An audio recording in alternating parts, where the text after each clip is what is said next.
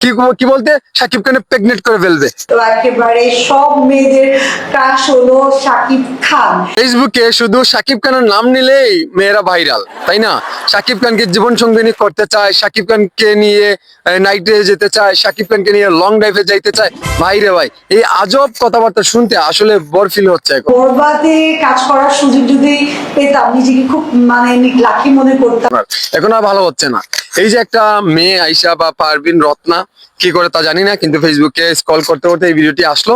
আসার পরে দেখলাম শাকিব খানের বরবাদ নিয়ে অনেক প্রশংসিত করছে, বা বরবাদ সিনেমার জন্য শাকিব খানের যদি নায়িকা হতো তাহলে তো নিজেকে ধন্য মনে করে ফেলতো।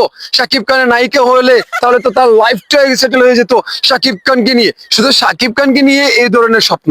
কিন্তু 2017 সাল থেকে যখন শাকিব খানের উপর হামলা পড়েছিল তখন তো কেউ একটা প্রতিবাদ করো নাই, কেউ তো একটাবার বলো নাই। শাকিব খানের দূর সময়ে কষ্টের সময় তো আপনারা কেউ এসে বলেন না আমি একটা সিনেমা করতাম বা শাকিব খানের সাথে আমি করবো, কি বলতে শাকিব খানের প্রেগনেন্ট করে ফেলবে, এই করে ফেলবে, সেই করে ফেলবে, না না না।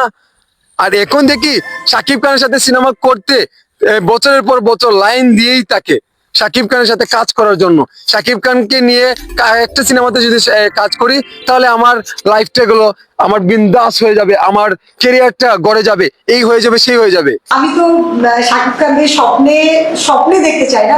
বরবাদ নিয়ে অনেক সুন্দর মতামত করেছে, কিন্তু আমার কাছে ডেফিনেটলি ভালো লাগে নাই। কিন্তু আপনারা যে শাকিব খানের নামটাই নিয়ে শুধু শাকিব খানকে নিয়ে স্বপ্ন দেখা, এটা বাদ দাও না রে ভাই। আর ভাই আল্লাহর রাস্তা মাফ দাও না ভাই। আমাদের শাকিব খান একাই একজন পুরুষ, সারা বাংলাদেশের মেয়ে যদি পাগল হয়ে যায় তাহলে কি হবে? আসলে আমরা কি করব? শাকিব খানের যদি সারা বাংলাদেশের মেয়েদের ক্রাশ হয়ে যায়, বা শাকিব খানকে যদি সবাই পছন্দ করে, তাহলে আমরা কি বুড়ি আঙ্গুল চুষবো? আমাদেরকে বিয়ে করবে কে? মিয়ারা ফালতু মহিলা হল, মান ইজ্জত আছে?